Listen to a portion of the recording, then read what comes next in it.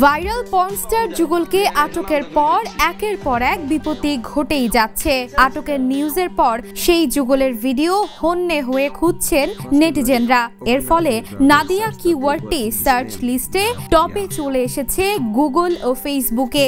নেটিজেনরা সেই যুগলের ভিডিও দেখতে নাদিয়া নামটির সাথে বিভিন্ন ওয়ার্ড জুড়ে দিয়ে খুঁজছেন তার ভিডিও, যার ফলে এই নামটি এখন ফেসবুক ও গুগলের টপ সার্চ র্যাঙ্কিং এ জায়গা পেয়েছে। সোশ্যাল মিডিয়ায় সেই যুগলের কিছু ক্লিপ রীতিমতো ভাইরাল, তবে নেটিজেনরা তাদের সেই ভিডিওগুলো খুঁজলেও সেটি তারা খুঁজে পাবেন না, কারণ বাংলাদেশে এসব ওয়েবসাইট নিষিদ্ধ। ভিপিএন ইউজ করেও অনেকে খোঁজার চেষ্টা করছেন, কিন্তু সেখানেও রয়েছে বিপত্তি, কারণ এই যুগল যে ওয়েবসাইটে তাদের ভিডিওগুলো ছাড়তেন সেটি পেইড, অর্থাৎ সেই ভিডিও দেখতে খরচ করতে হবে মোটা অঙ্কের টাকা। পর্ন ওয়েবসাইটগুলোতে যেসব বাংলাদেশি নারী পারফর্মার রয়েছেন তারা তাদের পরিচয় ও চেহারা গোপন রাখলেও সম্প্রতি ধরা খাওয়া পর্নস্টার যুগল নিজেদের নাম পরিচয় ওপেন করেই দিব্যি তাদের কার্যক্রম চালিয়ে যাচ্ছিলেন।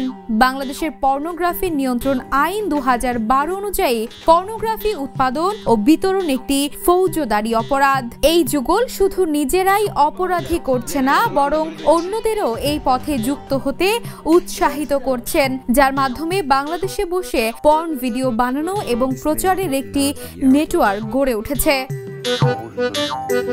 এই যুগল একটি প্ল্যাটফর্মে সীমাবদ্ধ নন, তাদের ভিডিওগুলো একাধিক আন্তর্জাতিক পর্ন ওয়েবসাইটে ব্যাপকভাবে প্রচারিত হয়। তারা নিজেদের সামাজিক যোগাযোগ মাধ্যম অ্যাকাউন্টগুলোকে খুবই পরিকল্পিতভাবে তাদের কন্টেন্ট প্রচারের জন্য ব্যবহার করেন। দ্য ডিসেন্ট অক্টোবরের প্রথম 2 সপ্তাহে বিভিন্ন ফেসবুক পেজে অন্তত 50টি পোস্ট তালিকাভুক্ত করেছে, যেখানে এই যুগলের ভিডিওগুলো নানাভাবে প্রচার করা হচ্ছে, তবে এসব পেজ তারা নিজেরা পরিচালনা করেন কিনা তা নিশ্চিত হওয়া যায়নি।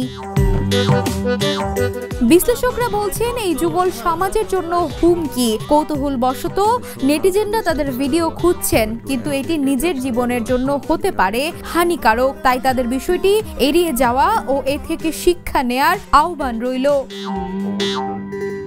Desk report, the news.